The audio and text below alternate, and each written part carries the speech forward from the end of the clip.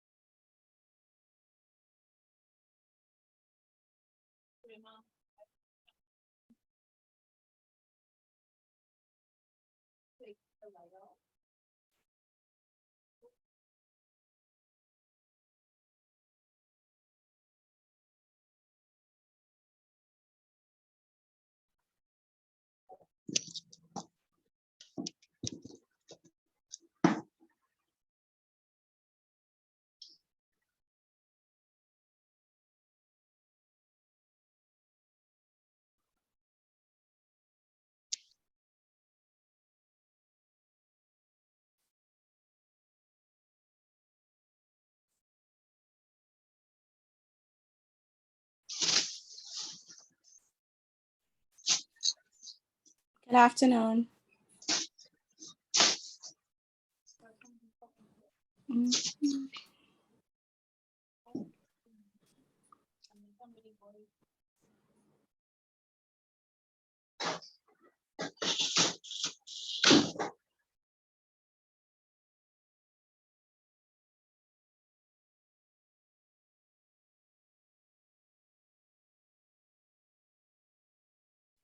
Good afternoon, guys. How are we doing today? We're good. Makira said that she will be taking a while to join. She said she's still to work. Okay, that's fine. Is everybody else okay? Yes, ma'am. How are you? I'm right here. I'm hanging in there. I'm good. I'm good. Okay, so we've all made it. Congratulations. It's week 10, and most of us are here. So very, very good, guys, for sticking with it and hanging in there and making it all the way through. And so if you've come this far, you can definitely pass this exam and be successful. So I'm very proud of all of you, because you know it's the summer months and you work hard all year and everybody ready to take a break. So very good that you made it through. So you should be proud of yourselves. Now we just got to get through this exam and we'll be all good. I sent out a review sheet. Did everybody get the review sheet? Yes, ma'am. Okay, good. Anybody have any problems or with the question that was assigned to them? Or we good with each question? We good? You all you say nothing, talk back to it. So far, I don't have any questions. The questions are to be presented to the class, right? Sorry? The questions are to be presented to the class, right, for everybody to see.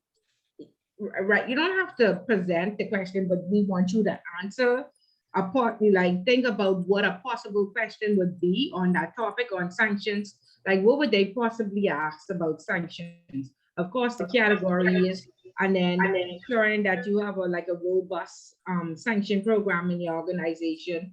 And then of course you would want an example of one of the sanctions, right? If you talk about the categories, if you talk about target sanctions, or you talk about democratization, and you want an example. And so the review class is only as good as the information that you provide. And hopefully you come with 10 valid points, so everybody could cut down the amount of study time they have to do. If you have not chosen which questions you are going to answer, definitely by next week, you should know that I am going to answer the question on sanctions. I am going to answer the question on risk, on taxes, or whatever. There are 4 multiple choice. And of course, everybody knows the mandatory question is going to be from the Egmont group. Please, please, please read those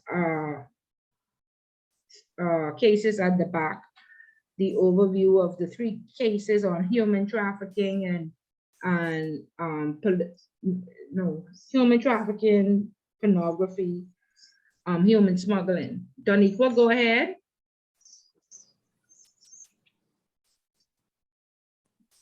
Doniqua, you have a question? Your hand is raised. Ms. Bullard. Hi. I have a question. Go ahead. As it relates to my question for the review, I have the question for the FATF. Are you looking for certain points, or what exactly is it that you, am I to pull out at least 3 of the recommendations, or what is the expectation for that question? Okay, so do you have a copy of the mutual evaluation agreement? You should. I think that was something you had sent to us a couple of classes ago. Okay, yeah, so remember we answered that question from chapter 1. Remember, look at the classwork. Let me try to pull some stuff up. 1 second. 1 second. So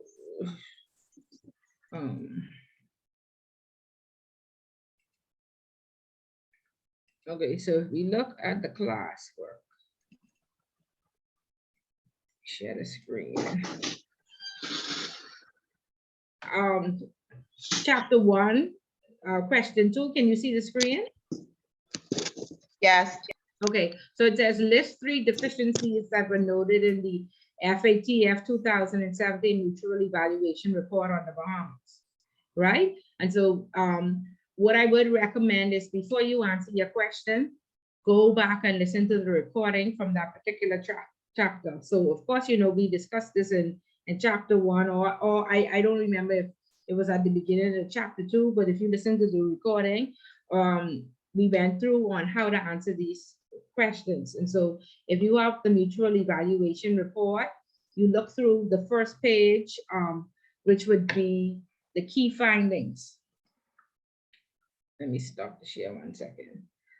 And once you look at the key findings, you would see exactly, let me pull it up so you could have a visual.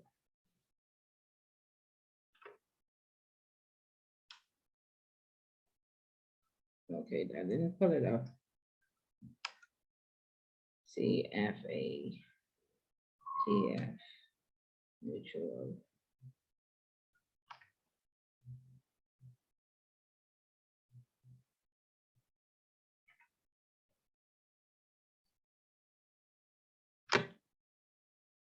Okay, this should have it in. I'm trying to pull the report up. Okay, so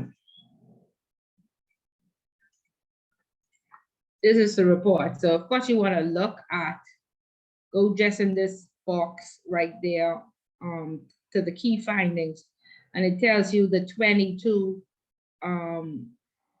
different recommendations that were deficient. So you just pick out 3 of them and you tell us exactly what was the how it was deficient and what the Bahamas did to you know, update. So you should have this mutual evaluation report. You should also have the update form that goes along with this. Do you have the update? If that's something you sent to us, yes, I do have it. Yeah, I think I sent that to you all from intro. So Yeah. along with that, you go look at the update, and that's the report. And let me see, update. Date on CFATF.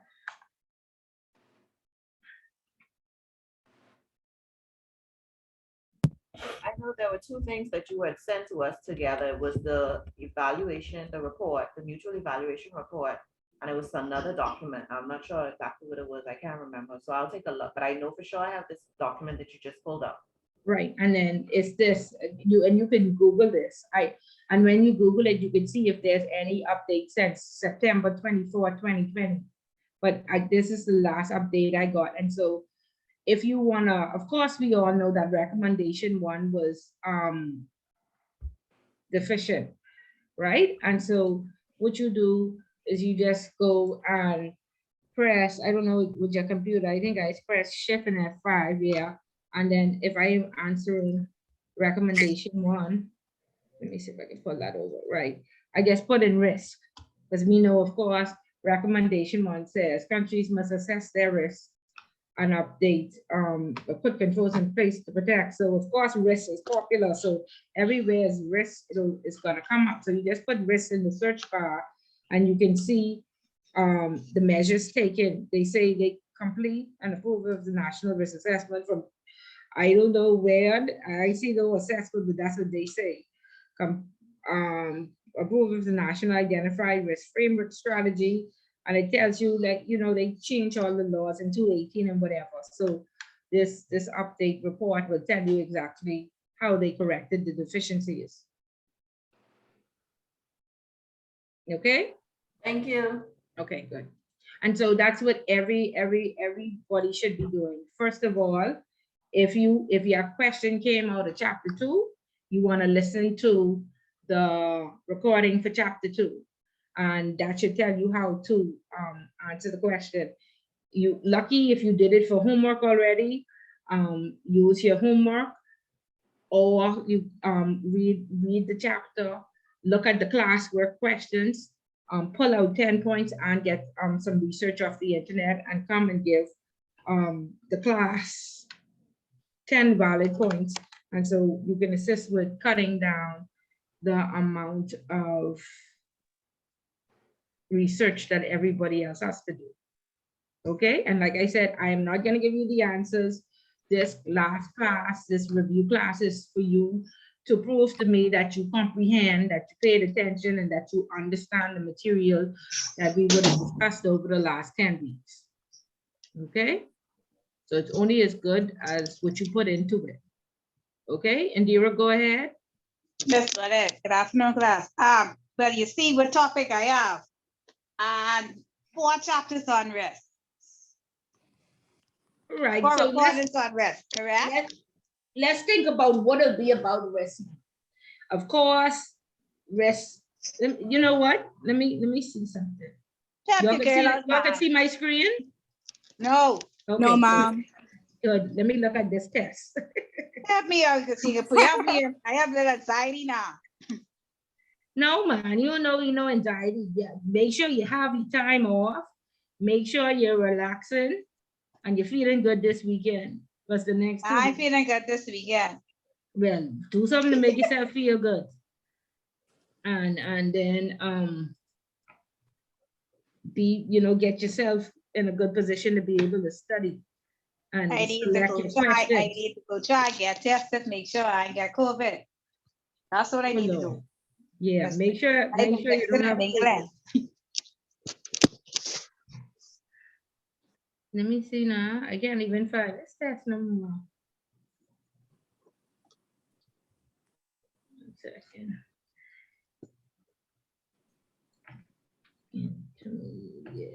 Ms. Bullard, Yes.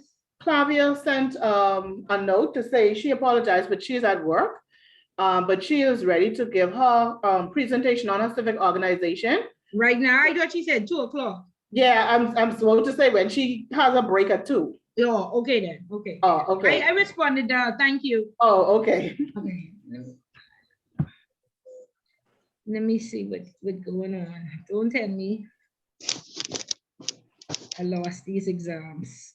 I have a question about, I have a question about the question I was given to, and I am also presenting today on my civic organization. Okay, let's see. 1 second.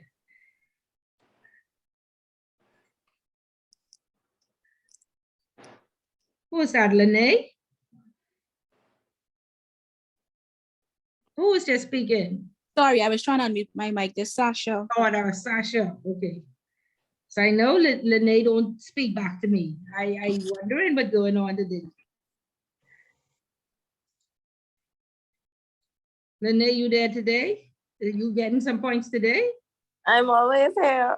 Lene, I don't know what you could do today, but are you in on no list that I have?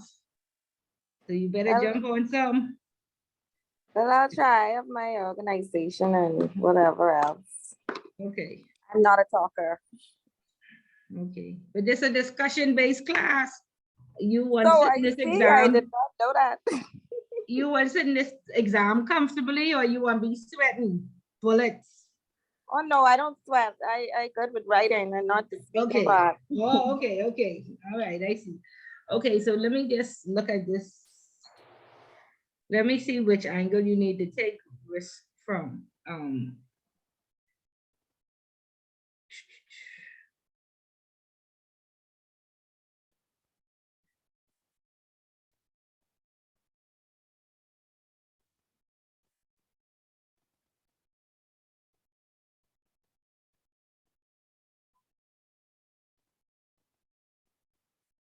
Okay, so you want with risk, of course, there's always recommendation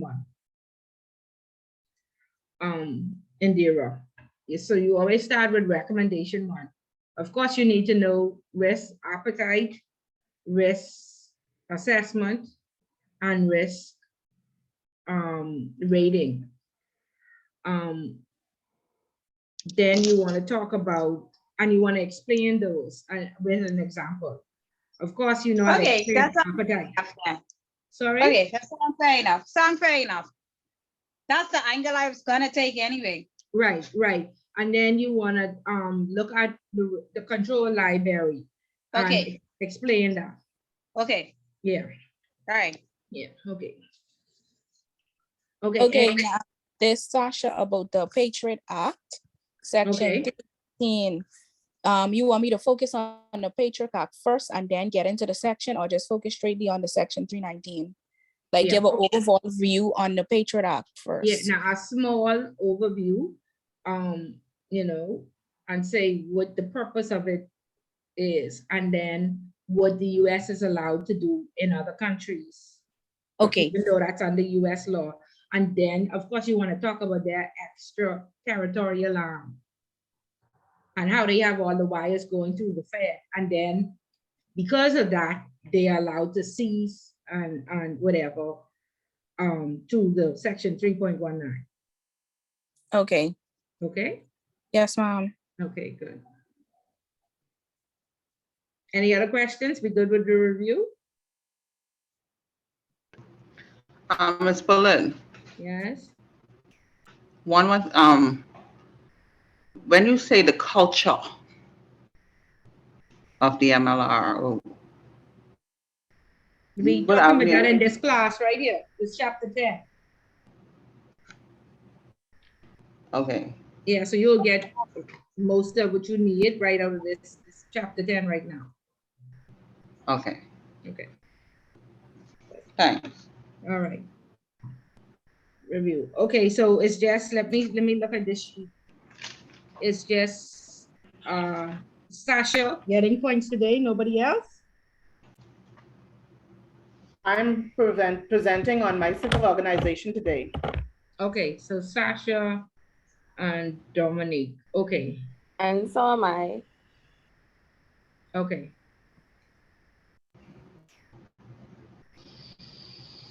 Okay, so go ahead, Sasha.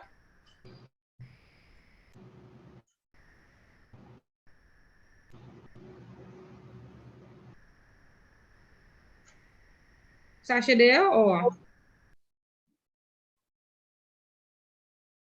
Okay, we'll come back to Sasha. Dominique, go ahead. I'm sorry, I'm here. My mic was on mute and I was Oh. talking. Oh, okay. Sorry. So on Tuesday, July 19, I attended the Toastmasters Club meeting 77178. The meeting started with introduction and welcoming.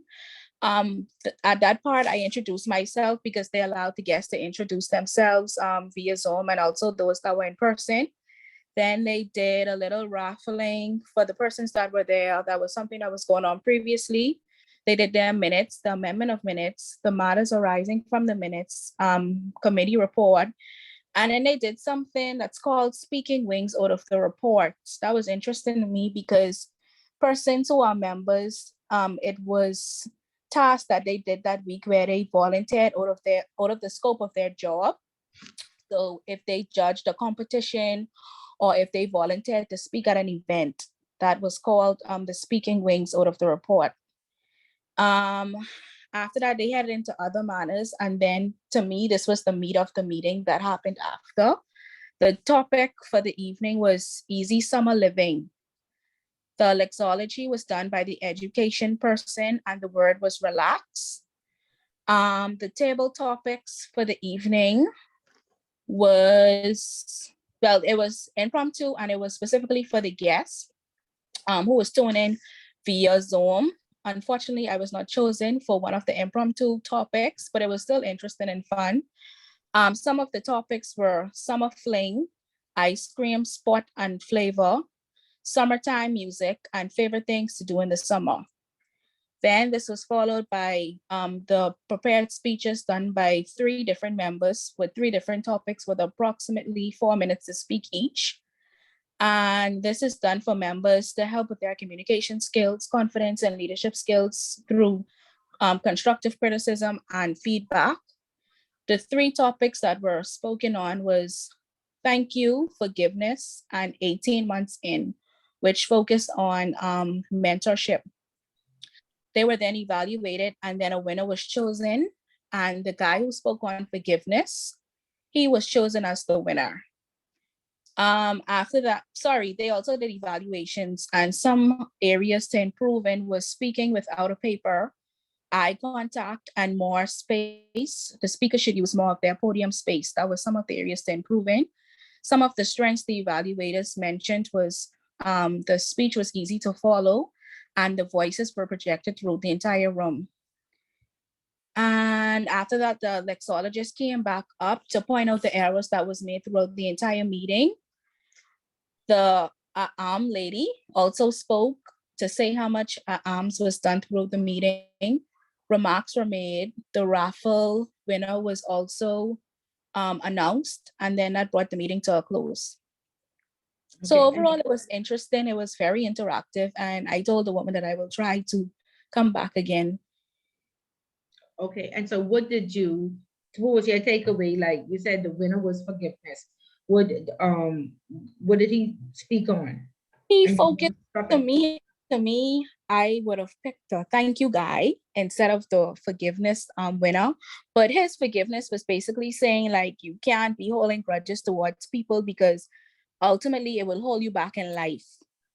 So he was just trying to say like move through life lightly and try to forgive as you go, and so that you can move on within your own life. Because when you hold grudge among people, you hindering yourself more than the other people and you hurting yourself more in the end.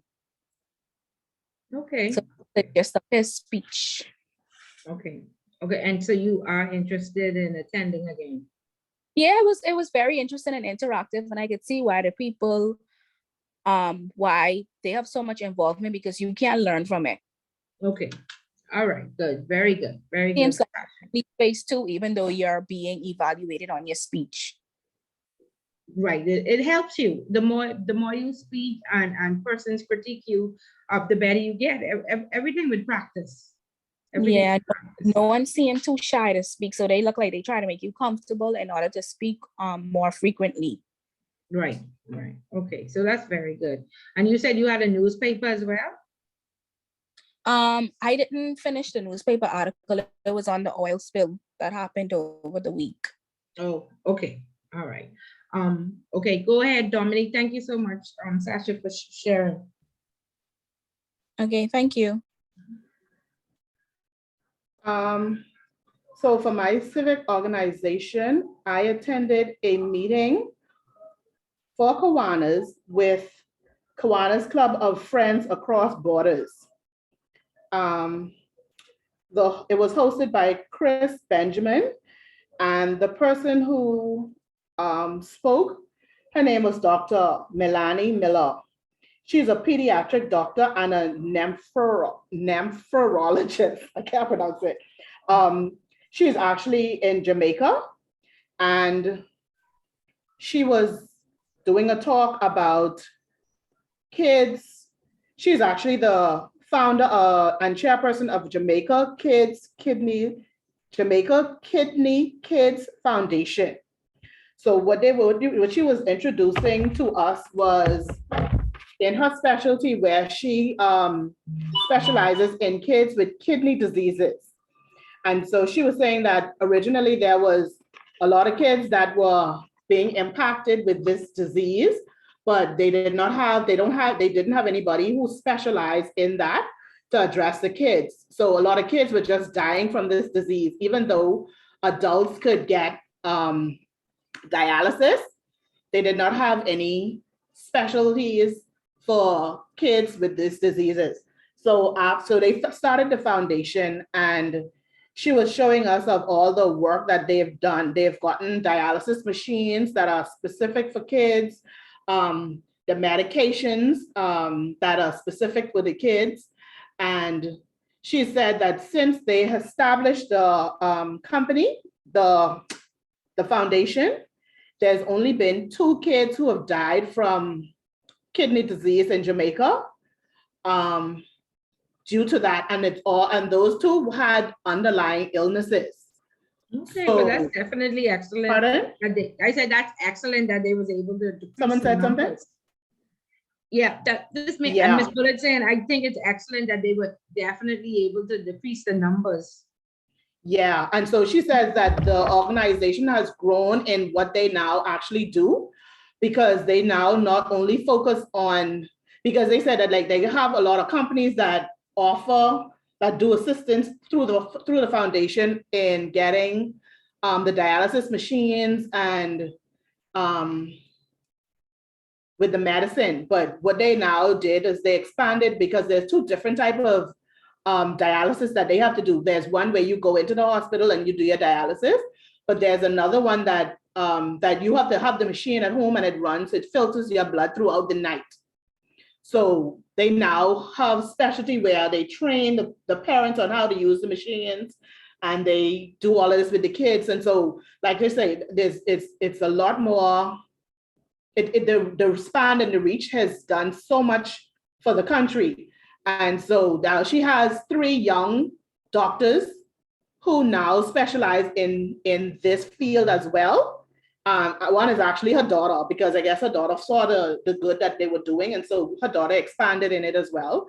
And so now they've expanded through just not providing medicine and all that stuff. They have expanded to having clinics in different parts of Jamaica, in Montego Bay, and she mentioned a couple other places where to expand it in more of Jamaica.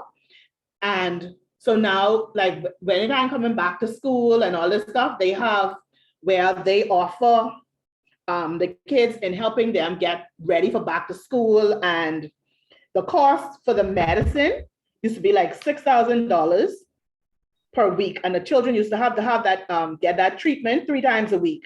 That's So Jamaican dollars, Pardon? 6,000 Jamaican dollars. She didn't specify. Yeah, I think she made Jamaican dollars. But she said it is. She said it is costly, but they cover They cover it all for those specific kids. So even if some persons have insurance, they still, once they're a child who's inflicted with the disease, they try to cover everything. Okay, and that's excellent, Dominique, because you know this pandemic should have taught many, I guess, inventors or medical professionals that if we could find a solution for COVID, if people could, you know, get together and find a solution and this vaccine for COVID in how many months? How many Yeah. months was it before and this affected the world? Mhm. There's so many people that are dying simply because the pharmaceutical companies and the doctors, they make more money, Yeah. if you will. And That was a is key part of so- it. What she was saying too, she was like, it's not about the money for them. It's about these are kids, you know, Yeah. and nobody was checking. They Yeah. just would let these children die, even though they know that it's a disease that's not only inflicting adults, but the kids. So somebody had to step up to the plate and do something about it. So that's why she started on the journey of knowing what to do as it relates to kids, because she's a pediatric doctor, so she ended up specializing in this field. And so it goes far now. Thank God. And we're going to talk about ethics in this class. And like I said, you know, years ago, we always catch the flu or whatever, and we used to buy the Buckley's rub, and the Buckley's rub or the mixture that knocked the flu right out of you. And then all of a sudden you couldn't find the Buckley's anymore.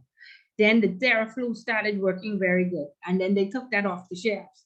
So I was like, wait, they trying to kill us? Because it's like every single thing that works, they discontinue it. You all realize that with the Buckley's and the Theraflu? Y'all there? Anybody there? Yeah, that's why I just Yeah. the question. Yeah. And Yeah, I noticed that, Miss Paulette. Right. And so therefore, just how they could get but you could still together- get Buckley's, right? No, you could I- get it now, but 2 or 3 years ago, you couldn't get it. You couldn't get Yeah, it. because I remember trying to look for Buckley's and that was not on the shelf. Yeah, it was I not had on to the let shelf. someone bring that from Canada. Right, from Canada or the UK or Mhm. people Or in other Caribbean Niagara had it. islands, right? Right. Okay. And so, Right. yeah, now Theraflu has come back, but Theraflu is triple the price that it was. And this was before the pandemic, you know, but like I say, so many people are dying for cancer. Just how y'all get together and found that remedy to stop or control this COVID. I pray that, you know, ethically they come together and say, listen, we don't make enough money off these cancer patients. And we know that this chemotherapy killing people. So let's put our minds together. So that's my hopes. So the very good to those people who at least had mercy on some children and didn't worry so much about the money. Miss You know? Paulette, you forget they still have Calpol off the market as well for the baby. And You we know can't how find good Calpol Calpol is work, anywhere. right? Yeah, you can't find Calpol anywhere. Yeah, because it's effective and it works. So that means less doctor visits. And Yeah. yeah, so anyway. Anyway, ethics, Bush we learn still- about ethics. Ginger tea and stuff, bush medicine, still the best. Yes, yes, yes. We have to go back to our roots. Okay, very good, Dominique. So did you introduce yourself, Dominique?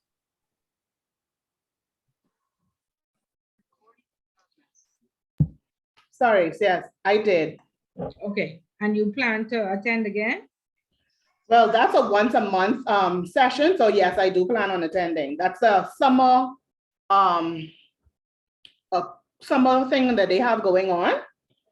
So they connect with different clubs across all regions. Oh, okay, okay. Yes, very I do plan on attending. It was very, very informative and very good. And I actually plan on donating to it as well, because she had asked if persons want to donate.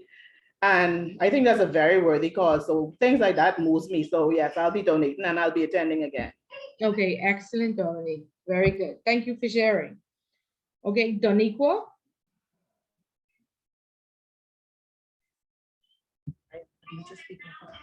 Hello.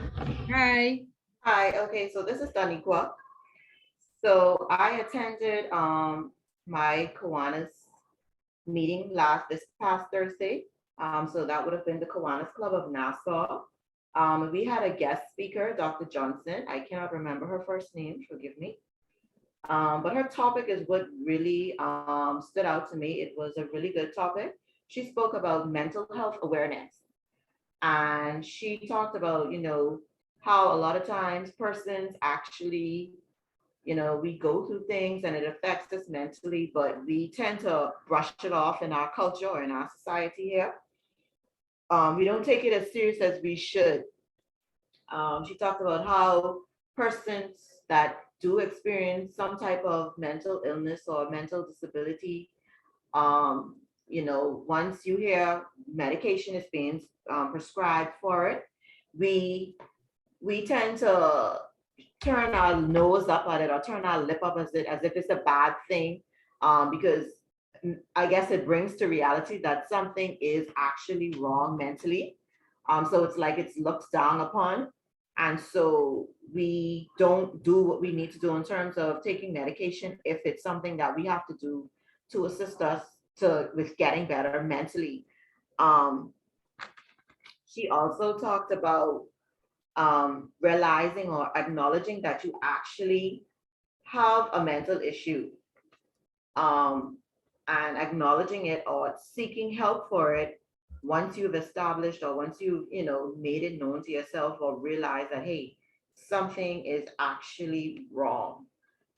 She talked about us being able to have someone to talk to as an outlet, and just reminding us that we are human beings and it's okay to cry if we need to, or find that one person that you can trust, that you can reach out to, if you're going through something, because we keep things bottled up inside and sometimes that's not very good and it's not healthy for us mentally.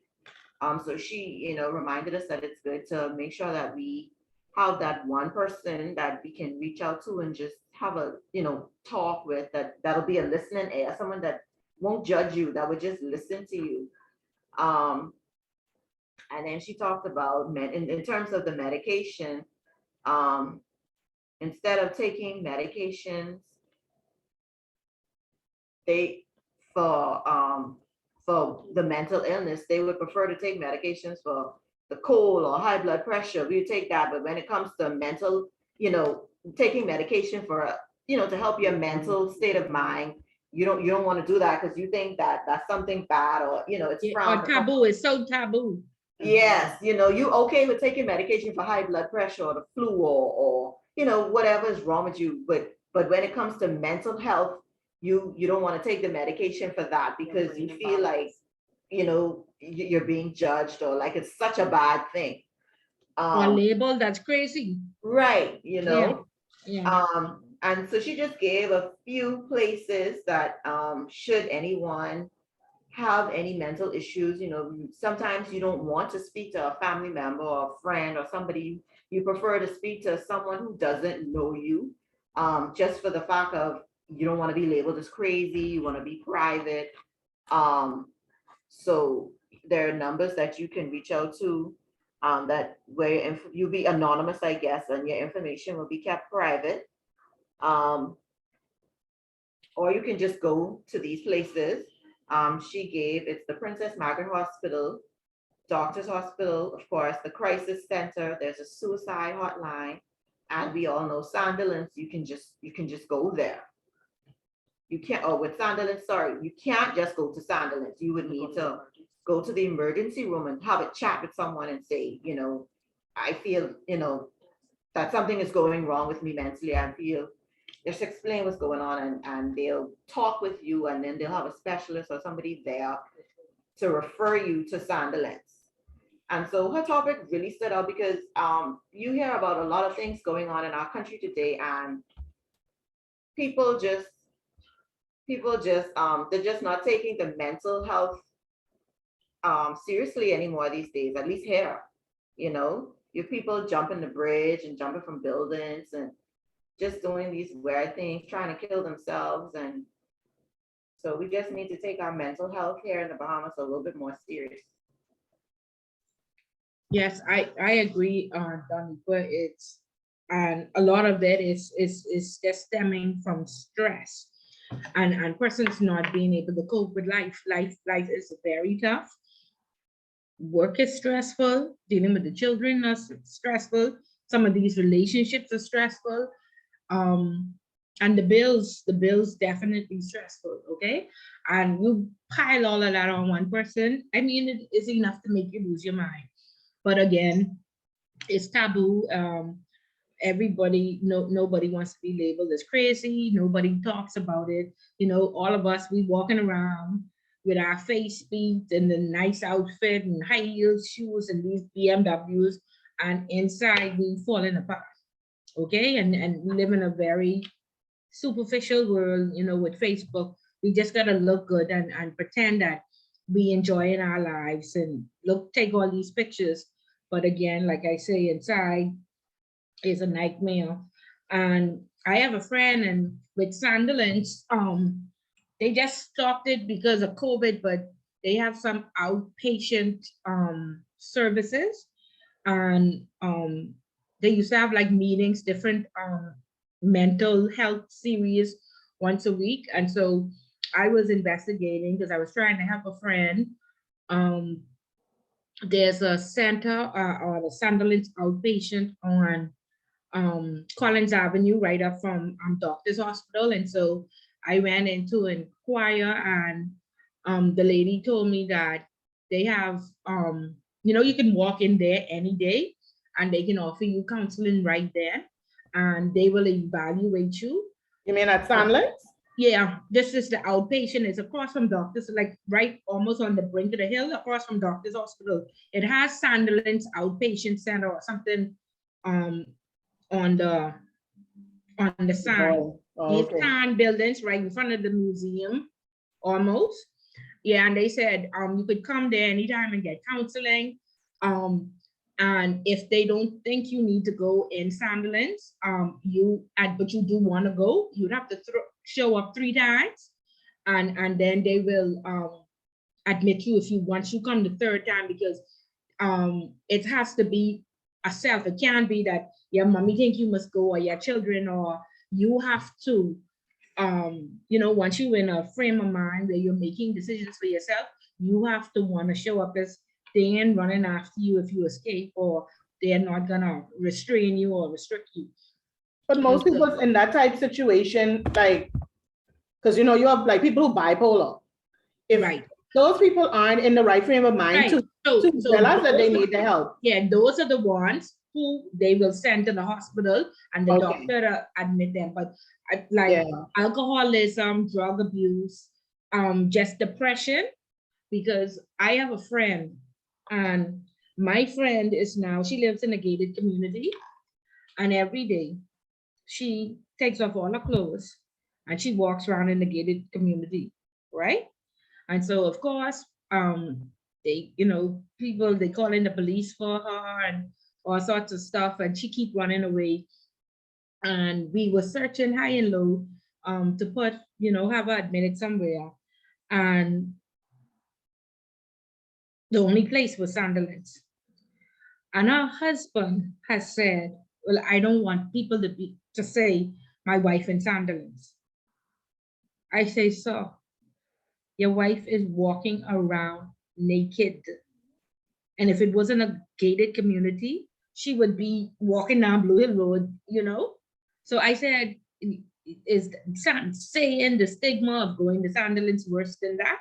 She needs help. Because if she was anywhere else, she didn't get raped. Okay, I say she needs help. She needs, and this is a 30-something-year-old person, okay? And so he refused to put her in Sandilands. So we did some research and we saw that there is a high-end place in Sanford Drive where very rich, they must have wanted like $1,000 a week to keep you. So I was like, and they don't really have, they really just like a nursery for people with mental health, but rich people with mental health issues. And I said, well, do you have $1,000 a week? And he was like, no, because, her job was very patient, you know, and they kept her on and they said, listen, her very popular person that she works for, they paid her mortgage off, they paid for her children to go to college, and then they said they could only keep her for They can't 3 more adopt me. years. Huh? They can't adopt me. Now, okay, because she used to work for a very wealthy person. If I call the name, you're a very, very wealthy person in the Bahamas who owns like one of major resort. And so he's been very, very good to them. And they you know, they can't afford that $1,000 because her salary is stopping. And she has only been diagnosed with depression. So what they have gotten is they've gotten a nurse from Sandilands to come to the house, and that's expensive. That's like $200 every time she comes and tries to work with her and what have you. And they've sent her to other counselors, but she is only diagnosed with depression. Only with depression, no other type of illness or anything other than depression. Okay, and so like I say, ladies, sometimes you don't even know when you lose it. But I teach customer service and marketing, and we were doing research on customer service, and we found out that burnt out is now a medical condition. So you can literally go to the doctor and say that I am overwhelmed, I am just tired and whatever, and you could get days off. Okay, so if you were burnt out, if you were overwhelmed, life is tough, you know, and all of us go through it at a different period in our lives. I've seen some people just lose it. Okay, and I was at Royal Bank for the majority of my career, and luckily we had emergency hotline where the people, you know, for confidentiality reasons, if you were calling for Canada, somebody, a counselor in the Bahamas would speak to you. And if you were calling in from Bahamas, somebody in Canada would speak with you. And I called that hotline many times whilst I was at Royal Bank at various different points of my life, you know, because some stuff happened. And the people used to always say, well, when last you call a hotline? I say, oh, I feel like I need to call them now. And they used to laugh about it, but it was very real, you know, and we tried to convince everybody else it's not, what's important is not that if you need help, but that help is there and that you go and get it. Okay. And so please, all of us go through a period, and sometimes we just need to talk and get it off our chest. And, you know, at points in my life, I was very hurt about some stuff, and then I got different points of views. And then I found out that most of the things that happen in life in the Bible. And so I started to read more. You know, the Bible says we perish from lack of knowledge. So I was actually perishing just because I thought it had to be my way, or my way was the right way, and I was hurt over some stuff. So I just say all of this to say, you know, just get help. Okay, and I'm gonna, is it 2 o'clock yet? No, so that was it, right, Doniqua? Anybody else wanted to give their, before I go into the chapter, because this chapter actually talks about ethics and culture, and it's a very, very big thing in compliance today, because it is so far gone that they had put chapters. If you go to ICA, there are chapters and pages about soft skills, having this open door policy, being approachable. And you would think that, hey, you know, you show up to work with these attributes, but if you don't learn these things at home, then the company has to teach it to you. Okay, and it seems as if a lot of people are not learning how to be ethical at home. Okay, and so therefore this affects the culture within the organization. So I don't know if some of you had the opportunity to read chapter 10, but you know, I am certain I've taught enough of you to know that if I go around the room and I say, how do you feel corporate, what are your thoughts? And in fact, I will do that. So, I'll start with Anita. Anita, what are your thoughts on corporate Bahamas? Are you showing up to work happy every day? Are you showing up to work feeling like you're a part of the team? Are you showing up to work feeling that you're valued? To be honest, Miss Bullet, no, not at all. Okay. And it's a sad state to be in at this present moment. Okay, and so very good, but do you realize that we are corporate Bahamas? So it takes us to make this change. I agree with you, Okay. but where I'm at, even if you try to change the culture or suggest, certain things, they shut you down. Okay. Does anybody not feel the way Anita feels?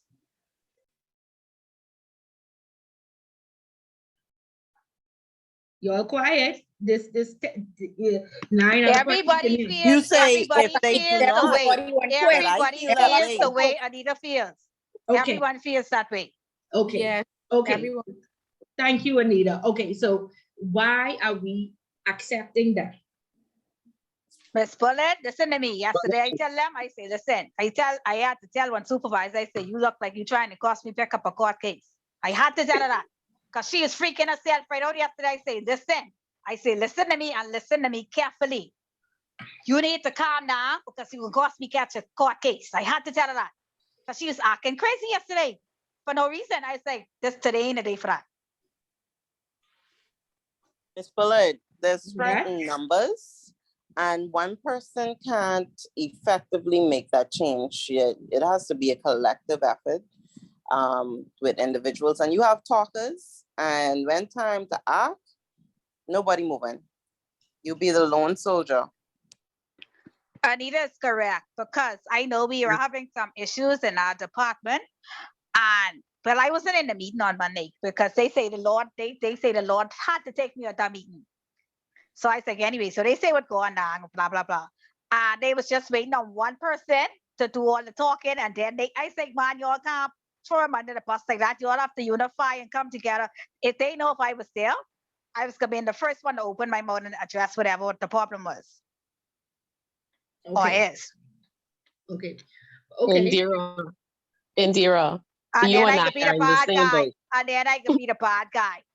Exactly. Because you speak in your mind, you saying how you feel. You ain't lying to them. You being upfront with them. People don't like you when you upfront and that. They hate you on them jobs when you like that. Okay, so let me tell you, everybody is correct. Today we live in a society where you tell the truth, you are an outcast. You speak up, you are victimized. You bring a valid point to the table, and they're always causing a problem. She have a problem with everything. Okay? And what I realized is that we all work with human beings, right? And I sorry to go back to the Bible, but the Bible says our hearts are wickedly deceitful. Okay? And so if my heart deceitful, your heart deceitful, everybody's heart deceitful, I think our expectation of human beings are too high. Okay? However, this company that we work for, they have a vision, they have a mission, they have goals. Okay? And I'm certain in those vision, mission, and goal statement, they talk about the tune from the top. They talk about blowing away our customer, training our staff, and all these very glorified words, right?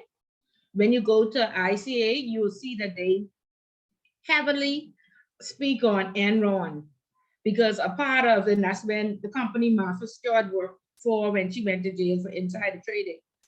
But when they did a review of that company, they found that there were loads of policy and procedure. There was loads of things written, mission statements and visions. However, None of the staff knew it. None of the staff were trained on it. And they were just like baseless statements and baseless policies that collected dust. Okay? And Enron was cited as for having all those baseless statements that nobody knew, just to check the box. Okay? And so, of course, we know by now, we have moved from that rules-based approach, checking the box. You have a mission statement? Yes. Anybody know it? Nobody even asked that question. You have a mission, you have values and goals. Anybody know it? No. Are we checking it? No. So this governance and leadership section that has been now added to anti-money laundering, used to be money laundering and compliance. Now it's anti-money laundering, compliance, risk, and governance. Okay. And just like we say, compliance is everybody's business. Now governance has to be everybody's business. Okay.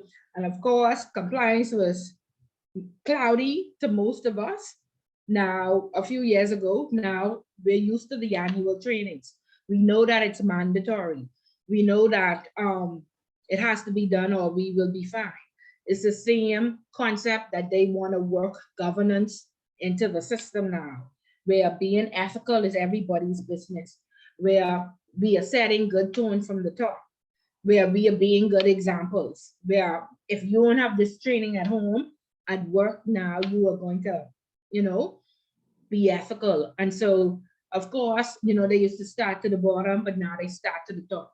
So around the world, when all the laws were changed in 2018, central banking particularly created a board engagement policy, okay, where they put certain criteria in place that had to be met for you to even sit on the board. And of course, these policies and procedures are only for the masses.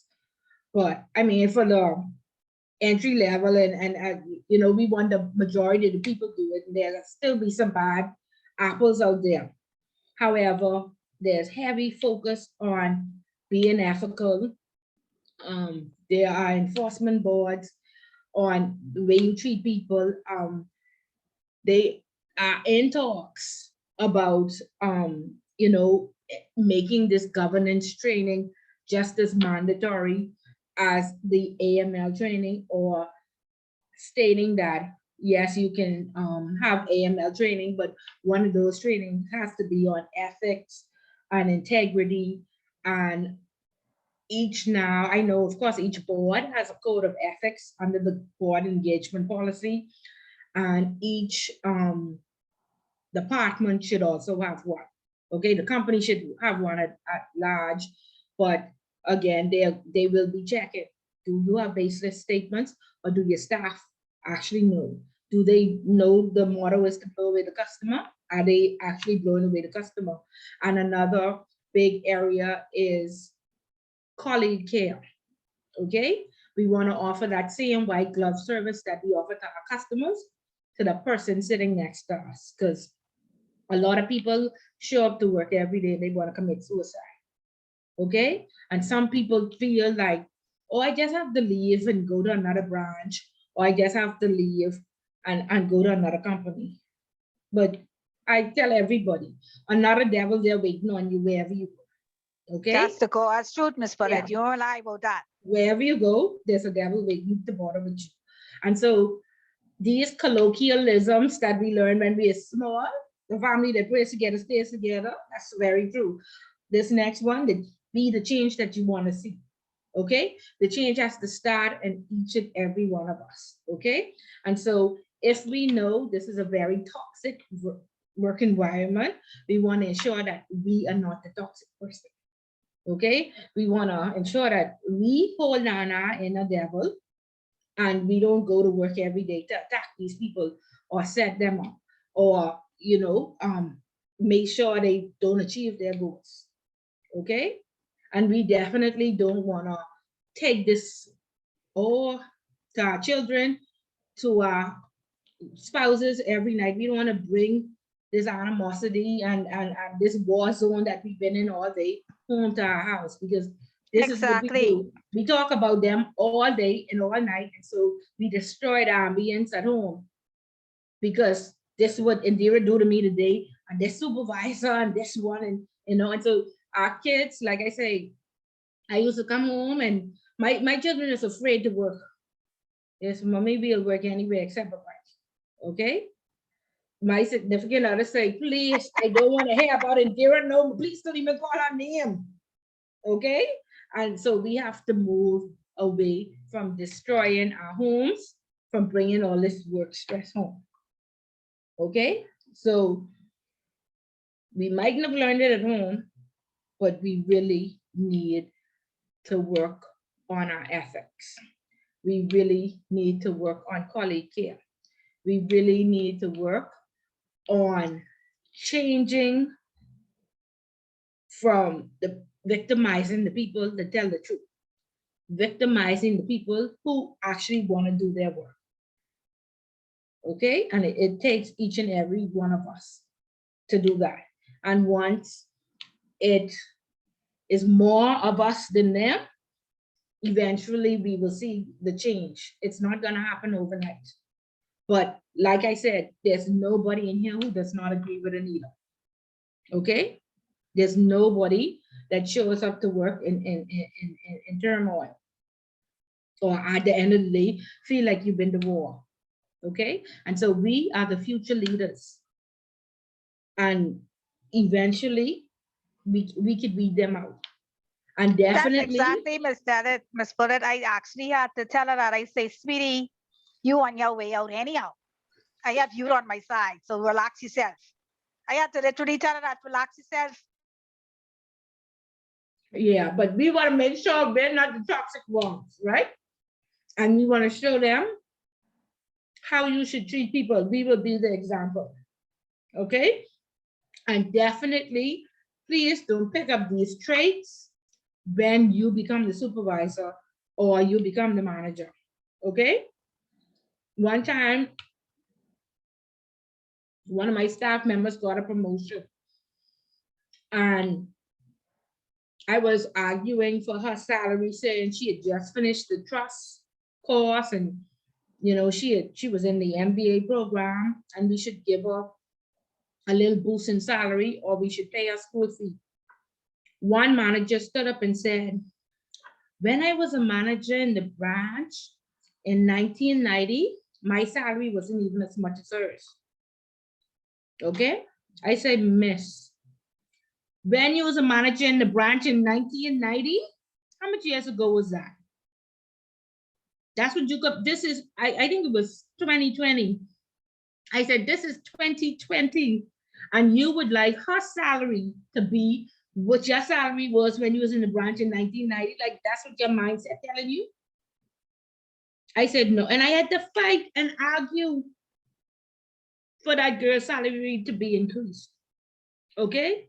So definitely, when training came around, because I was the head of operations, I say she need to go to HR class or whatever. I say put that on her goals, because obviously these anti-age theories, you should be happy that their salary ranges from 1990. You should be happy that, like I always say, well, in Royal Bank, it took me 8 years to go to middle management. One or two of my staff members under me, it took them 3 years. And I said, I see this as growth in the company. Other people is mad, So what I don't get to is, why do people always look at what they've got to try and you stopping persons from growing? The only way to better the company is by each individual. So if there's an opportunity to encourage somebody else to get a promotion or to get a salary increase, why are you talking about what you get 10, 50 million years ago? Okay, but I just telling you. And things change and the cost of living change. Okay. And I had to bring all of that up, and I had to bring up inflation and all kinds of stuff to get her to understand.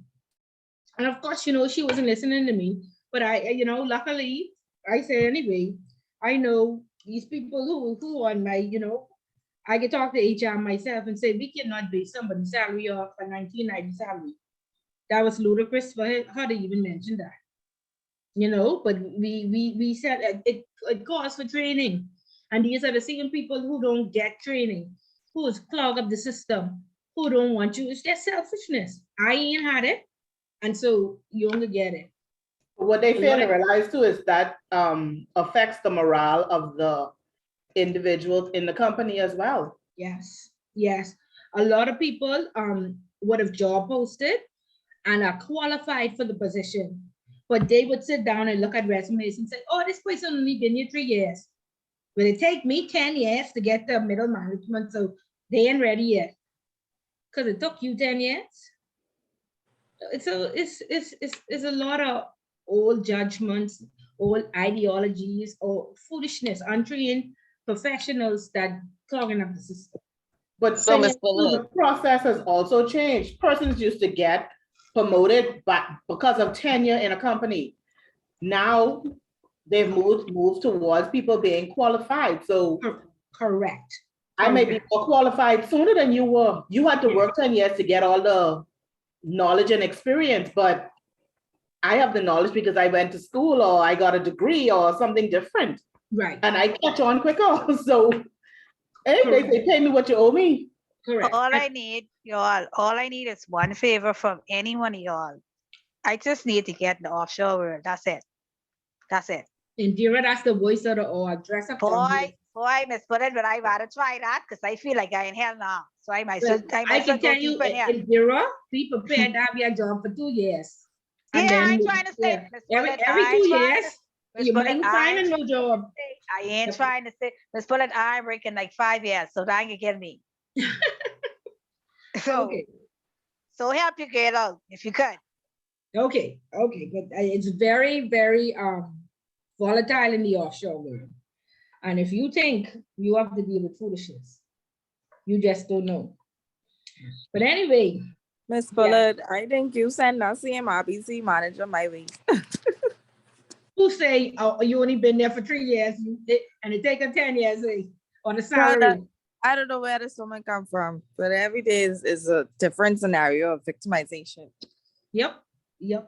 And so you want to identify these things. And this is how you do not want to be. Okay. I'm sorry that most of us have such a bad example. And when we get the management, people treat us so bad so long and be like, but people treat me bad and I made it, so they can make it too. No, let's please keep ourselves educated, abreast of what's going on and current of, you can't do things how you do it from 1990. The salary is the cost of living, just because with gas allowance, or I don't get gas allowance, why they getting it? It's foolishness. Okay. So please make sure that you are fair. And a lot of times, like I say, if Royal Bank didn't have ranges for salary, these people would have been making $20,000 because it take me 15 years to make that. So, and so one person did stand up and they said, can we move away from promoting the person who has been here the longest? And let's please promote persons who have technical skills, soft skills, who knows how to deal with people and who are qualified to manage. Not because you've been here 20 years, like Dominique say, you next in line for promotion. Promote you to back office. Please don't put you to manage people. Okay, because you have to have a certain skill to be able to deal with persons. Okay, I have a lady now, she is going through a divorce. Husband refuses to pick the children up from school. She came confidentially to operations to say, I don't know how to say this to the HR woman, and I don't know how to say this to the manager. So I'm just going to tell you that, I'm going through a divorce. I don't want everybody in my business, but I need to take my lunch hour at 3 o'clock. Is that a problem? I said, no, I'll arrange it. I went to HR and then I took the form down manager, and I said, she's in type of an emergency role at home. She needs to take a lunch hour at 3 o'clock every day, Now, everybody is go to lunch when they feel like going. I say, when you have your huddle, could you just let the other staff members know if they can avoid going at 3? You know, don't go at 3. But if there are other persons who need to pick up from school, let me know and we can make sure that, yeah, that department has coverage. She just stand up in the meeting and say, but some people are more special than others because they could go to lunch 3 o'clock every day. But if other people try that, that would be an issue. But I guess that's when you're special. And this is what the manager saying, you know? And it's just no empathy, no consideration, no compassion, you know? And so you never know when it could be you in that situation, okay? And people don't have to tell you their business. Okay, I have an issue. I'd like some help. That's Exactly. That's it. They don't have to tell you their personal details. Okay, please be compassionate. Please work with the people, and you will find that even if these people don't like you, you work with them, they can work with you. They can do your work. They can stay back and work overtime. They can make sure you meet your deadlines. Okay, it is a hand go, hand come. There will be. That's all I was trying to tell them. I say, listen to me. It's hand go, hand come. Right. There's going to be some people that take advantage of the system. However, people just need to do their work. Okay, you do your work, I go work with you. Okay, so please, be compassionate. Okay, know what that vision and mission statement says. If you work at a I guess a company with good culture, your vision and mission statement should be posted in the break room, in the common staff areas. You should be hearing it in at least once a month in a huddle, in one of your meetings. You should be repeating it. You should know it. Okay, everybody should be working together to achieve one goal. Okay, and setting the tone at the top is important. The executives, they have to be good examples. Okay, they also have to be compassionate. They also have to have the right skills. Okay, and this will trickle down throughout the organization. But most of the time, we have a lot of unskilled friends, family, and lovers, cliques, grapevine, and if you're in a particular clique, you know, you're gonna never move up. You will never get no promotion. Your bonus could be bad, and all sorts of stuff that creates a problem within, you know, the organization. Like I say, a lot of companies are hiring that one idiot to manage all the smart people and to frustrate them out the company. Okay, and they call that job security because they know this person can never replace them. Okay, so we want to keep abreast with our trainings. We want to make sure that we are qualified for these positions, so we don't feel like we need to hire a fool. So this fool never takes, you know, our job. Okay, expats love to do it because they want to say, oh, the Bahamians, they just fight too much. They never get along. So our expat has to be here to manage them. Okay, so make sure nobody can say that about you. Okay, and like I say, this is very, very important because every day we show up to work. We should be showing up at peace, not at war every single day. We shouldn't hate our jobs. We shouldn't want to shoot 6 people. Okay, that's how it is in most companies. But if the majority of us work together, the majority of us be on the same page and we are operating as a team, the company will not fail. Okay, most companies are failing simply because everybody hate each other. There's so much infighting, nobody working together. Okay, it affects the bottom line. Okay, and if you work hard and the company is fair, you should be able to get good bonuses at the end of the year. Okay, or some type of benefit or some type of incentive. Okay, so you want to ensure that you set a good tone, that you have a good culture, and it's a culture of following policy and procedure. Okay? It's a culture of training, everybody being educated, everybody working together to accomplish one goal. Okay, and you can say, Ms. Bullet, again, this just sounds like a whole lot of fluff. And I hear you talking, but we actually need to put this into action. Okay, because just think about it. You will be to that company for the next 30 years. All right, so you don't want to sit in turmoil till you retire. Okay, you want to be one of the trendsetters. You want to be one of the persons that made a difference. Okay, one of the compassionate ones, one that the human factor was seeing throughout the organization. You know, one, but this company I felt cared for. Okay, because a lot of people, you know, they retire saying, my God, then people treat me bad for 30 years. I hate all of them. Okay, and you don't want to have those feelings. Just that too sends a lot of people into a mental state. Okay, so exercise that colleague care, give the person sitting next to you the same service that you would give the customer. When they walk in, you speak good morning, good evening, good afternoon. If you're walking away from your desk, I'll be to the bathroom, I'll be right back. I'm out to lunch, I'll be right back. How was your day? And wait around for that answer. Okay, these small things. Okay, make suggestions without being angry.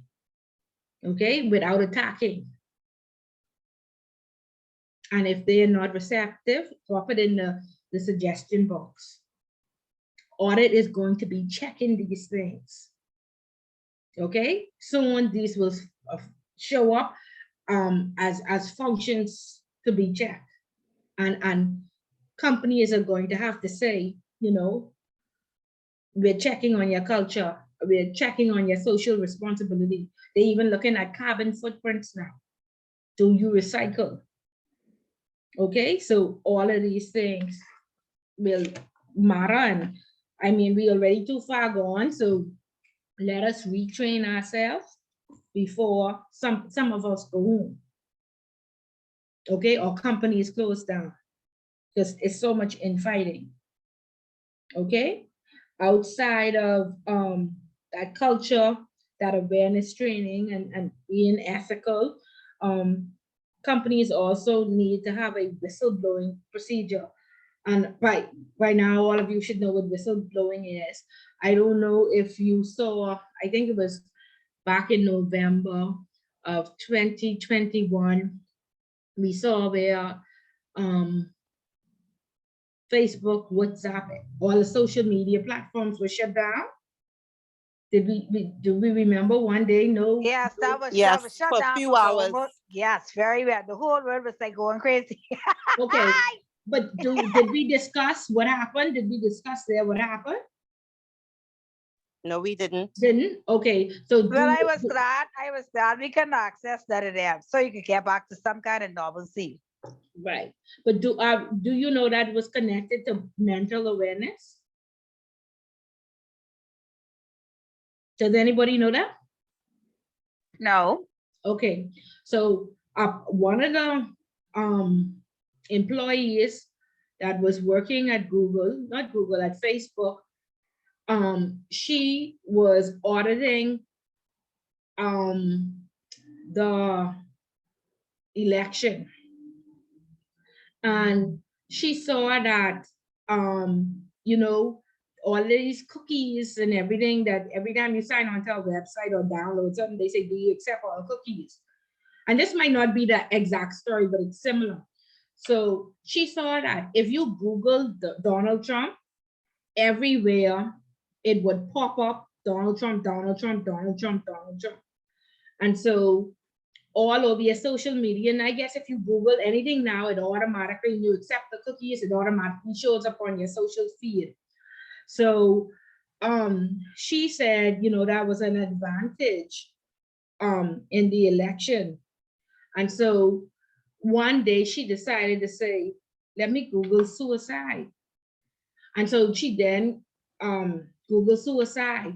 And of course, on her Facebook page, suicide, this, how to kill yourself, do all these different things. And so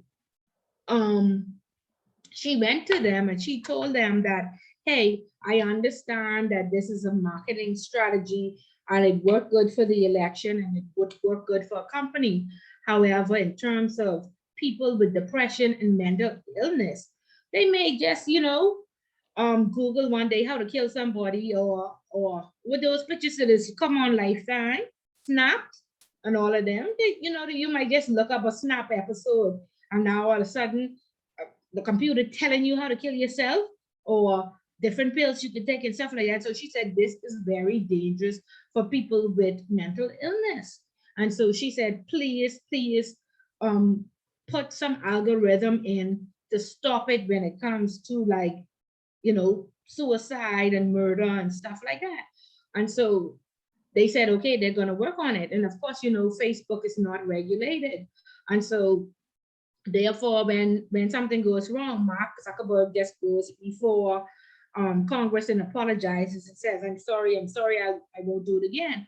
And so she made 3 or 4 complaints. They didn't listen to her. And so she blew the whistle. Okay. And so each of your organizations should have that whistleblowing policy.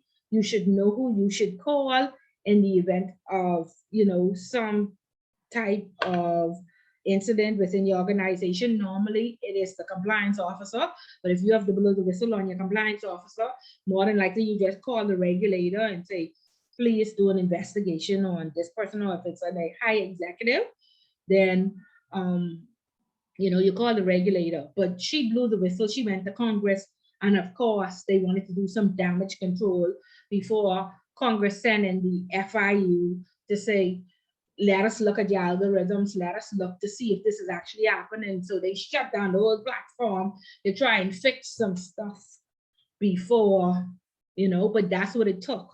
It took her to blow the whistle for them to go and fix that. Okay? And so that's an example that you can use of whistleblowing.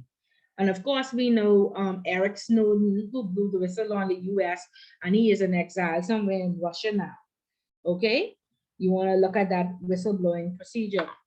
You should also have outsourcing procedures. I'm against these outsourcing because a lot of expats come to our country, and most of the time they are the CEO. And they, for instance, we had an expat from Cayman.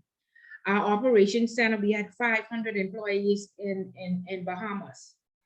We had very minimal issues, very minimal mistakes and errors monthly. However, he was from Cayman. And so he said, oh, the operations center must be in Cayman. And so we went from a 500 team in Bahamas to a 500 team in Cayman and a 100 team in Bahamas. So 400 persons either got sent to other positions or they went home. Okay. And we see that a lot of these companies, they outsource in operations, they outsource in technology to India to save money. The other day, we had a head of operations that wanted to outsource our technology department to the Isles of Man in the UK, which is 5 hours ahead of us. So if your printer break down in the middle of the day, just them people at home. Okay, so when they outsource, they pay $200,000-$300,000 for these services, and they have, of course, we know anybody who's been outsourced to India, there was a language barrier. The Indians never understood what we were saying. We spent hours on the phone and could never get anything fixed. Okay, now today, most of the functions are being outsourced to Trinidad, and that's why Royal Bank is falling apart completely. I think Scotia has a lot of stuff outsourced to Jamaica and to the Dominican Republic because they say Trinidad. Yeah, the Trinidad. And so they say that it's cheaper staff pay over there. So it's crazy, but the more that they outsource, the more deficiencies we have, the less quality of work, and the more Bahamians go home. Okay, so we have to, try to get to these CEO positions, because like I always say, if you don't have a seat at the table, nobody is there to advocate. So when they saying let's outsource this, or the Trinidadians can do it for cheaper or what have you, we end up spending more money. And we could see what has happened with Royal Bank and Finco. The service has gone down. I'm talking about 100%. I give them a 0 customer service rating today. Okay. And I attribute all of that to culture. Okay. Because the Trinidadians, that they don't do business like how we do business. Okay. Finco had 129 workers.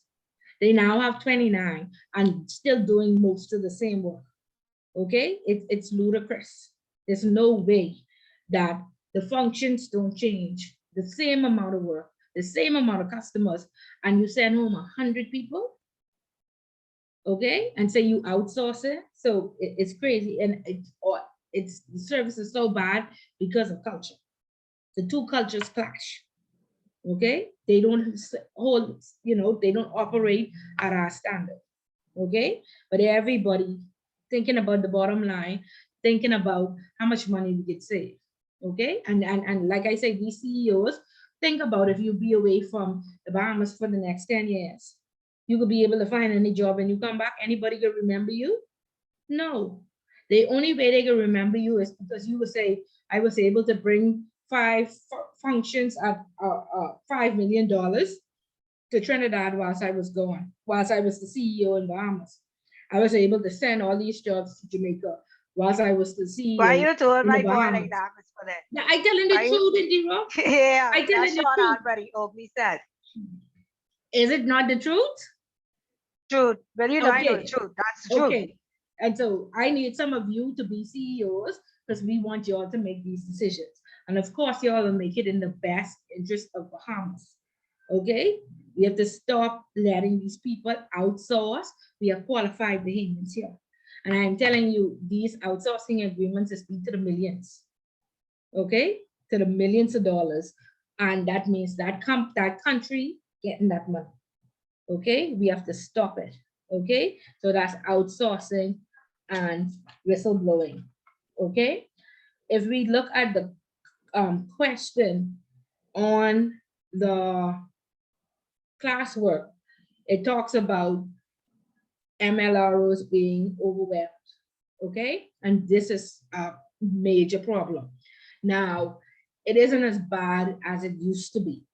Of course, we know by now the MLRO function is a regulated function. Of course, we know that means that the regulator has to approve it. The MLRO function is normally the compliance officer. However, this compliance officer, one person, is wearing too many hats. If you're a lawyer, they want you to be legal, compliance, anti-money laundering officer, risk, and corporate governance or corporate administrator.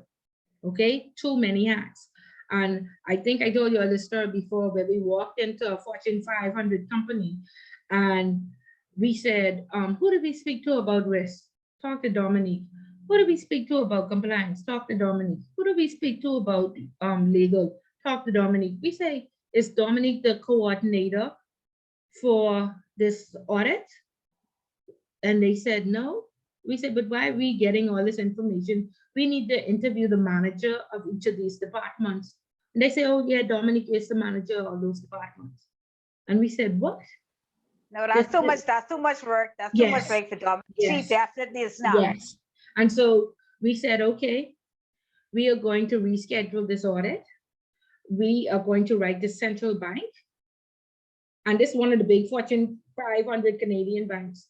We say you have 2 weeks to hire a manager for risk, a corporate administrator, a legal person, and a compliance person. okay? And they hired 4 people within those 2 weeks for us to come back and do an audit, okay? That one person held all those titles. So of course, you know, he was behind 100% and could not keep abreast. And it's a big company with lots of customers. And so the regulator has seen that happen a lot. And so, you know, they request an audience once a year. And this is where you say, I want, you know, I'm just overwhelmed. I'm a one-man band with an assistant. No, you should have a senior person in each one of those positions. Or the Securities Commission has gone so far to say, you can only be the compliance officer and the MLRO. You cannot be approved to be anything else. And that's in one of the Securities Commission rules. Okay. Of course, when you go to get approved by the regulator, they want to see the organizational chart. Sorry, Clavia, go ahead. Your lunch almost over, or you starting now? I sitting in the car. Sorry? I sitting in the car, so I could go. I could present now if it's okay. Yeah, go ahead. We'll just take a break so Clavia can get her points. Go ahead, Clavia. So good afternoon, everybody. Dominic invited me to a Kiwanis Club of Nassau meeting on Thursday. And the chairperson, his name was Ryan. They had 2 other Kiwanis clubs visiting in their meeting. It was the Club of Lucaya, and then it was the Club of Cable Beach. They had a guest speaker. She's a doctor at the Sunlands Rehabilitation Center. Her name is Tamika Johnson James. And her topic was mental illness. So she discussed, you know, the factors and what are they trying to do with bettering Bahamians on being prepared for mental illness and how to deal with it. And I guess signs and what provisions they have to deal with it. And that's basically all the meeting was about. But yeah, mental illness. It was a lot of good information too. Things I did not know that we actually did in this country. But I think it's a bit what I was about to say is I think that there are ways that they need to let other people know outside of, you know, like the little civic organizations. Like if I didn't go to that meeting, I wouldn't know some of those things, like the things that they do or how they try to help people who are trying to help themselves. Okay, yes, Flavia, we agree they need to make the information accessible to all. So perhaps they can do a Facebook page or, you know, and promote it. But yeah, Dominique told us about it. We talked extensively about it. Doniqua, right? Okay. It's Doniqua or Dominique? I call it Dominique. Okay. It was Doniqua that talked about mental illness, right, Doniqua? Yeah. Yes, it was Doniqua. Okay. I attended the same meeting as Clavia. Right. I'm a member of that club. Right. She invited me to the meeting. Okay, good. Very, very good. Miss Bullet. Mental illness is a serious thing for true, you know. I had a god sister. That's a real story. Everyone knew this particular young lady have a mental issue. You know that girl ended up burning up herself in the house in Andros and killed herself last year. Wow. How could they know? The family members knew and know she have a mental condition. Why you gonna leave her in the house by yourself with nobody's house burning on to the ground? Dead serious. And you know what? You saying why they could do it? A lot of people simply do not care. Okay? And a lot of persons are ashamed. And so until we get rid of this stigma surrounding mental illness, more things like that happen. My same friend who walking around in that gated community naked, I don't know what embarrassment her family think they will suffer if she goes to Sandilands. But rather than her get proper treatment, they just have a home right there, locked up in the house, and she is just getting depressed and depressed and depressed. Okay? And every time you make a suggestion to help her, to me, it's like, nobody checking. They don't care. Like just let her sit there, they'll be relieved when she did. And that's very, very sad. Okay, and we've tried to push her family, and we say, you know, her sisters and stuff, and they was like, well, she's a married woman, her husband makes a decision. I said, it couldn't have been my sister. You know, so a lot of people do not care. A lot of people do not want to deal with people who have mental illness, and then it is difficult to deal with them. It is very difficult to deal with them. Okay, so you have to be very patient and very compassionate. It's very difficult. Okay, so yeah. Okay, so back to the MLRO, right? And so when you apply to be the MLRO, when the company sends in your CV and background check and your references and what have you, the regulators have been very diligent, because I was working to a company where they sent the organizational chart, and they said, Ms. Bullard will report to the board, and for HR matters, she'll report to the CEO. And so both the Securities Commission and the central bank sent that application back and said denied, on the basis that the dotted line to the CEO has to be removed. And so they wrote this long letter to the regulator saying, this would only be for HR matters, and when Ms. Bullard needs to go on vacation or she has to call and say, it was like Ms. Bullard could call HR herself, and she'll let HR know when she's going on vacation. No intimidation at all from the CEO. Okay, and so and definitely nothing to do with a bonus. And until they removed that, I was not approved. Okay, and they tried to do all sorts of stuff not to remove that. Okay, and my friend is at a company now where he said, as a compliance officer, you will report it to the CEO, and as the MLRO, you will report to the board. You know, it's crazy, all these foolishness that they come up with. There's supposed to be no influence, no intimidation. Okay, and so when you see a company, you know, fixing the organizational chart, and you are the MLRO, and they trying to say you must report to the CEO, question that. But definitely, like I said, the regulators have a hand on it. They can put a full stop on that. Okay, now that's only one person has to be approved. So that'll be the person who is the head. So if you are the person who is the head, that's very important, because there is intimidation.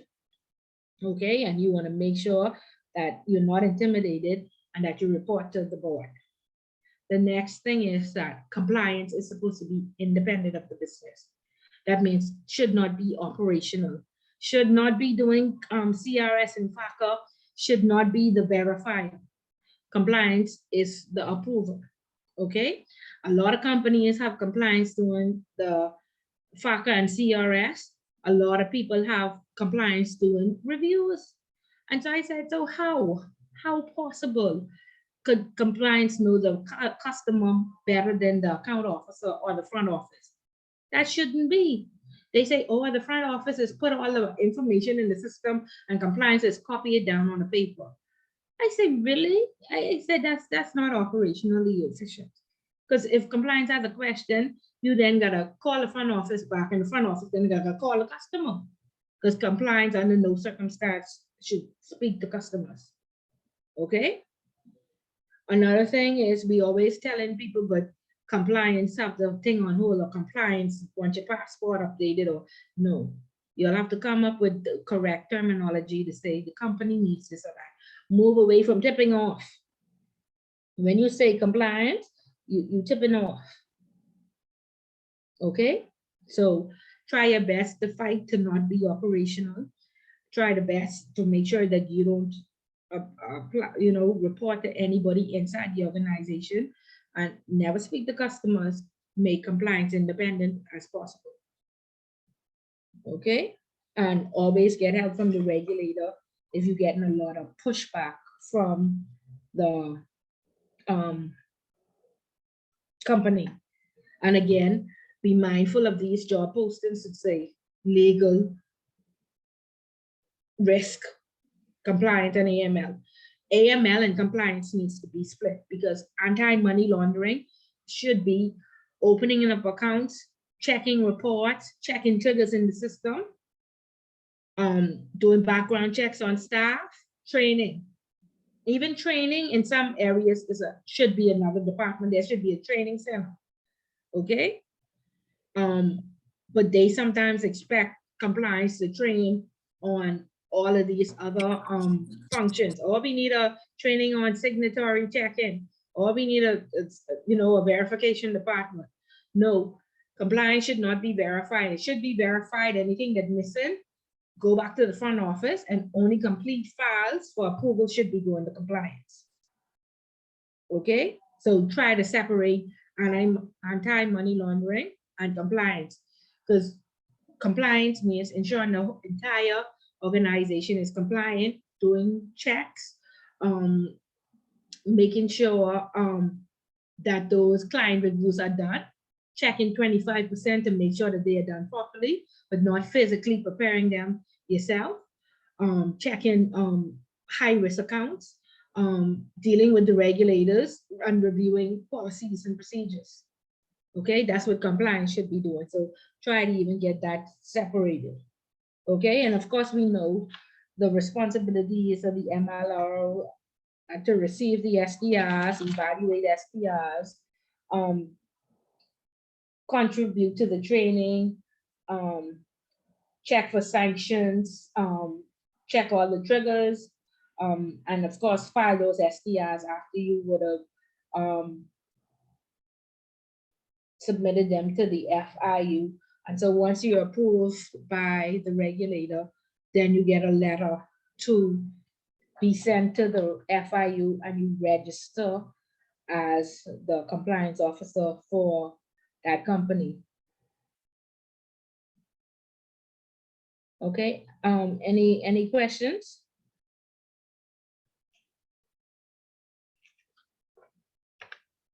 You're very quiet. No, You're ma'am. asleep No, or you're ma'am. awake.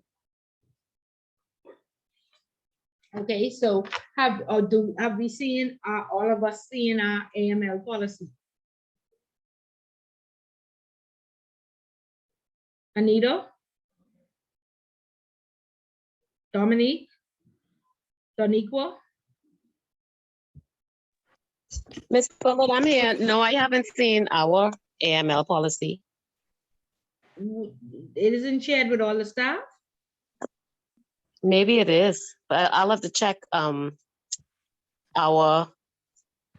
think our site, one of our sites that is shared within the company. I could check that. So how are you operating every day? Based on policies and procedures that I'm familiar with. But yeah, AML policy, you have a separate KYC policy or something? Eh? No, ma'am. Okay, so you familiar with the regulators policy there?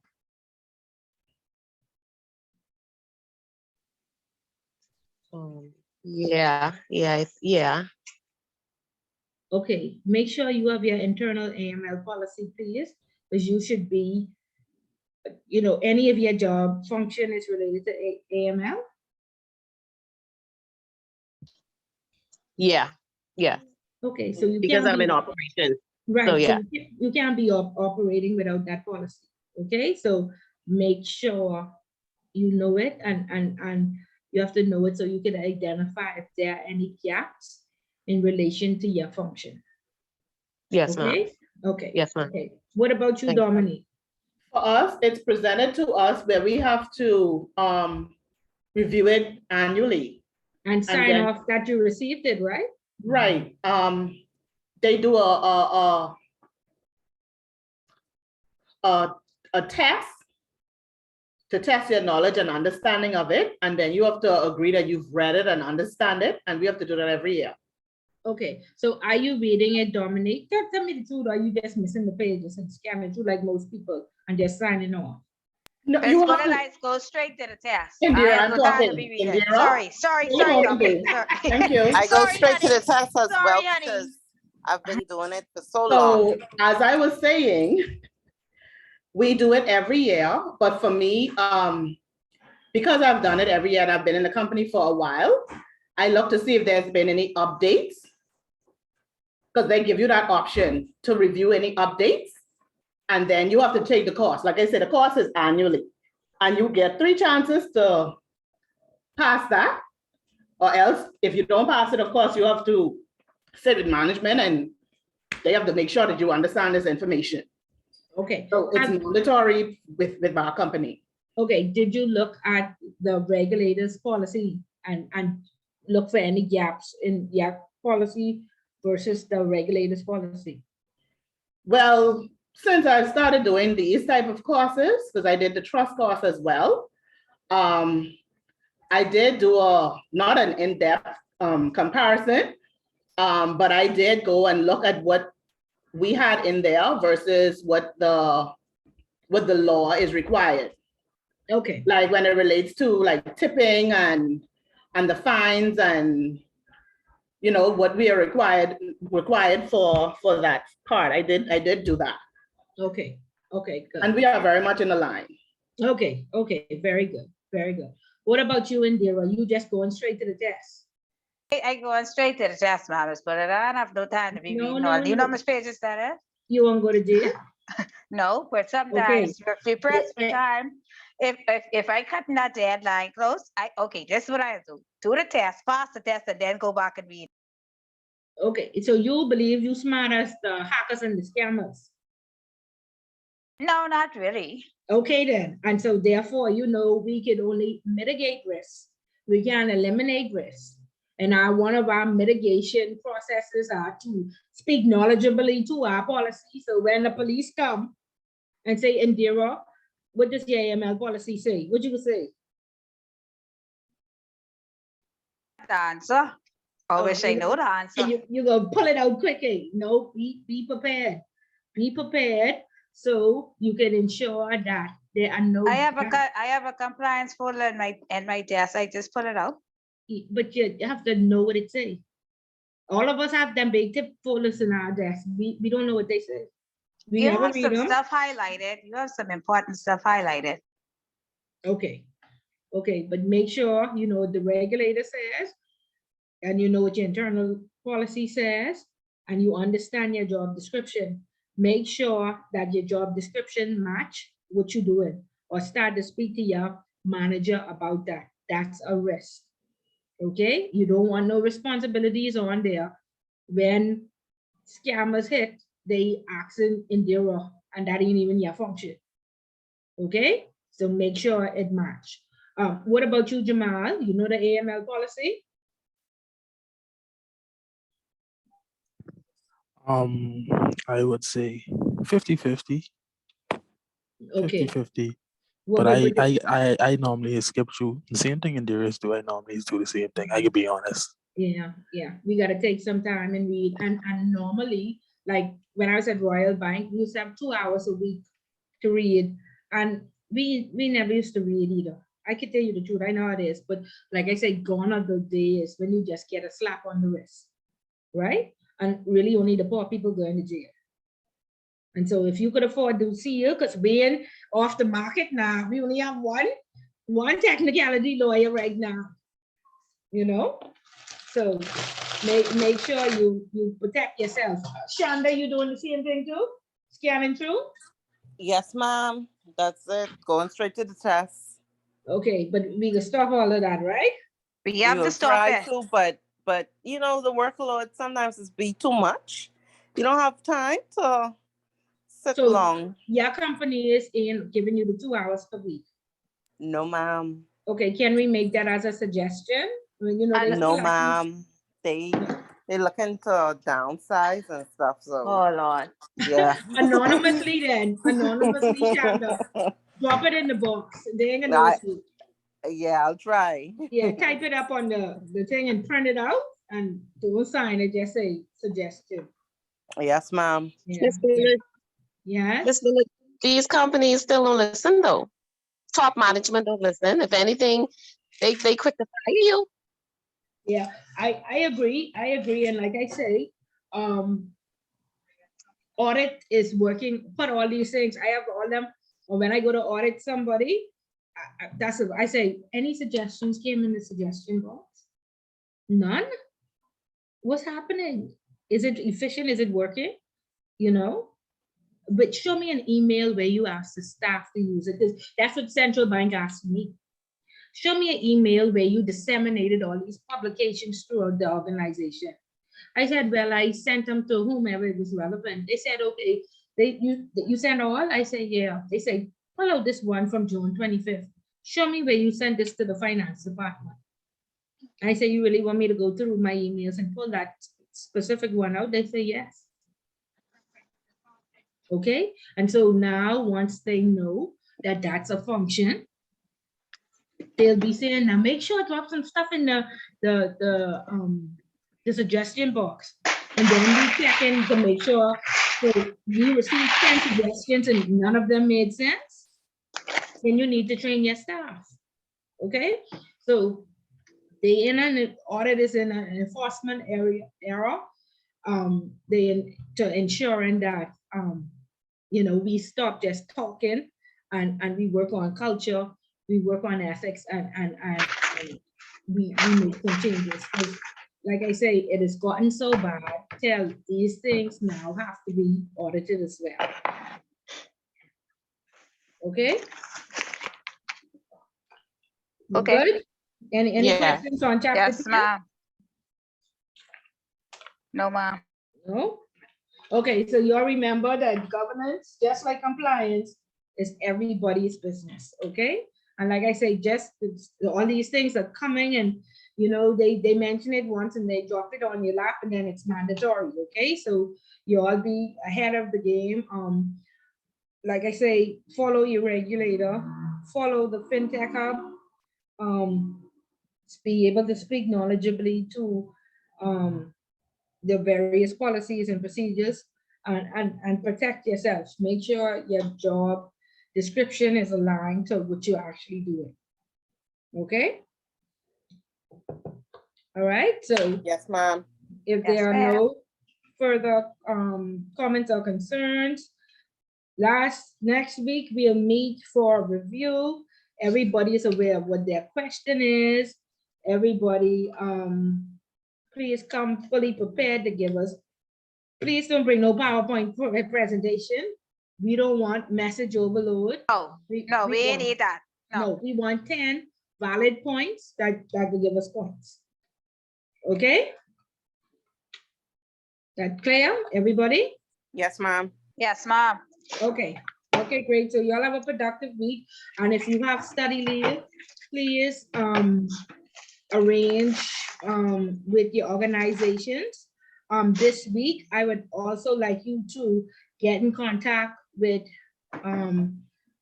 Miss Dean. Miss Dean.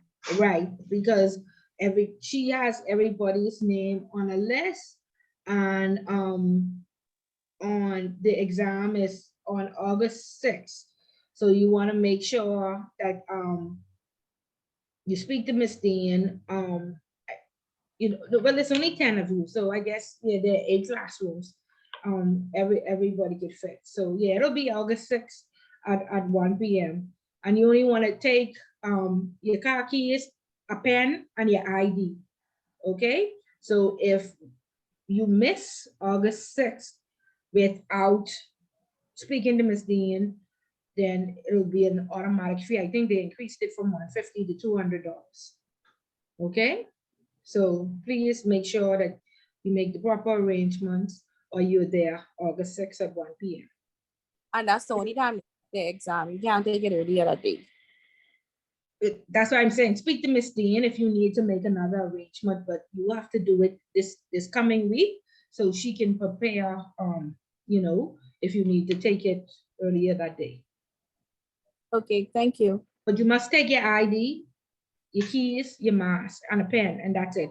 Please don't bring any bags, no cell phones, no books, no cheat sheet, no review sheet. You say bring an ID in the exam? Yes, you have to bring an ID.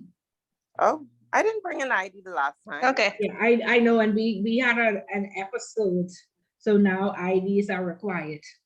Oh, okay. Yeah. Jesus Lord, what Yeah. next in the school?